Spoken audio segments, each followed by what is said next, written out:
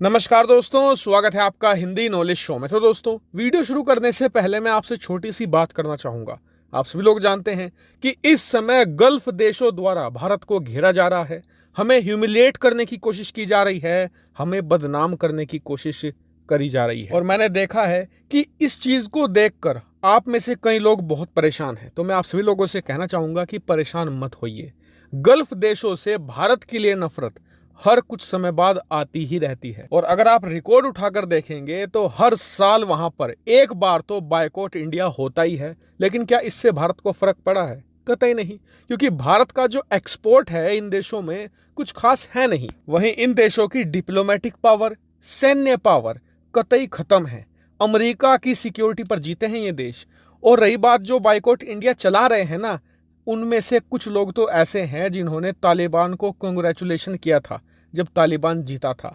तो ऐसे लोगों को सीरियसली लेना ही नहीं चाहिए। और मैं आप सभी से रिक्वेस्ट करूंगा कि इस मुद्दे पर अब ज्यादा बात मत कीजिएगा सोशल मीडिया पर, क्योंकि सोशल मीडिया का यही रूल है, जितनी ज्यादा आप बात करेंगे वो चीज उतनी वायरल होगी, उतने ही ज्यादा नए लोगों तक पहुंचेगी। और आप खुद देखिएगा 15, 20, 25 दिनों के अंदर सब कुछ फिर ठंडा हो जाएगा, ये फिर से भारतीय सामान इस्तेमाल करने लगेंगे। हालांकि आप में से ज्यादातर लोगों की शिकायत ये थी कि भारत सरकार इस मामले पर एग्रेसिवली कार्रवाई क्यों नहीं करती अरब देशों पर। तो इसका सबसे बड़ा कारण ये है कि अरब देशों से भारत की 70% तेल आयात होती है। ऐसे में बिना तेल के हमारी इकोनॉमी नहीं चल सकती। भारत को ठंडे दिमाग से काम लेना था। लेकिन आपको बता दूं कि सरकार पर्दे के पीछे से इसका इलाज पिछले कई सालों से कर रही थी, और आज वो इलाज संपूर्ण हो चुका है। भारत ने एक बहुत बड़ी लड़ाई जीती है। दरअसल खबर कुछ ऐसी आई है कि भारत सरकार ने डीजल के अंदर 10% एथेनॉल को मिक्स करने का जो टारगेट रखा था 2023 तक, वो 8 महीने पहले पूरा कर लिया गया है। और 10% इथेनॉल का मतलब क्या है? तो इसका मतलब यह है कि भारत अब अरब देशों से 42,000 करोड़ रुपए का तेल कम खरीदेगा। हमारा 42,000 करोड़ रुपए इन अरब देशों की जेब में नहीं जाएगा। हमारा जो खजाना है, विदेशी मुद्रा भंडार है, उसमें 42,000 डॉलर बचा करेंगे हर साल।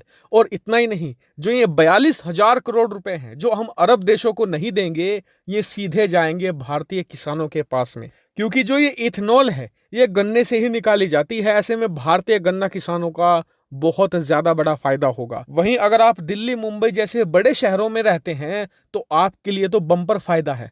फायदा इसलिए क्योंकि इससे भारत का जो कार्बन उत्सर्जन है वो बहुत ही ऐतिहासिक तौर पर कम होगा। क्योंकि जो डीजल से निकलने वाली गैसेस हैं, जो वहां पर कार्बन डाइऑक्साइड है, उससे भारी प्रदूषण फैलता है, जिससे कि कैंसर जैसी बीमारियां होती हैं, जिससे कि लोगों के फेफड़े खराब होते हैं। और जो ये इथेनॉल है, इसकी प्रॉपर्टीज कुछ ऐसी हैं कि ये डीजल के मुकाबले लगभग ना के बराबर ही कार्बन उत्सर्जन करता है, कार्बन डाइऑक्साइड पैदा करता है।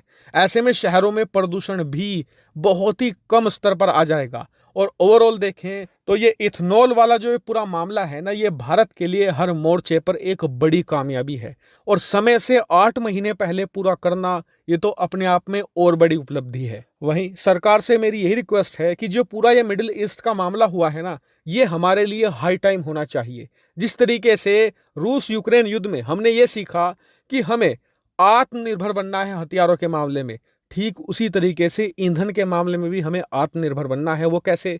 ज्यादा से ज्यादा इलेक्ट्रिक वाहन सड़कों पर उतारकर पेट्रोल डीजल को खत्म ही कर दो बिल्कुल, जिससे ना तो भारतीय पैसा अरब देशों की जेब में जाएगा, और भारत की जो फॉरेन पॉलिसी है वो भी आजाद हो जाएगी। भारत खुलकर मुंह तोड़ जवाब देगा, जवाबी कार्रवाई भी कर पाएगा। और इसे करने का सबसे बेहतरीन रास्ता ये है कि सरकार ज्यादा से ज्यादा सब्सिडी दे शुरुआत के 2-3 सालों में, जिससे कि कारें की कीमतें बहुत ही कम हो जाएं, उतनी ही हो जाएं जितने की पेट्रोल डीजल की है।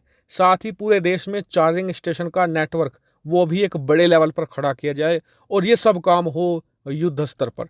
2030 का जो सरकार ने आंकड़ा रखा है कि 2030 तक हम पेट्रोल डीजल की कारें बैन कर देंगे, इसे 2026 तक लाया जाए। हालांकि आपका इसको लेकर क्या सुझाव है, कमेंट करके जरूर बताएगा। फिलहाल इस वीडियो में इतना ही। Thank you very much for watching video.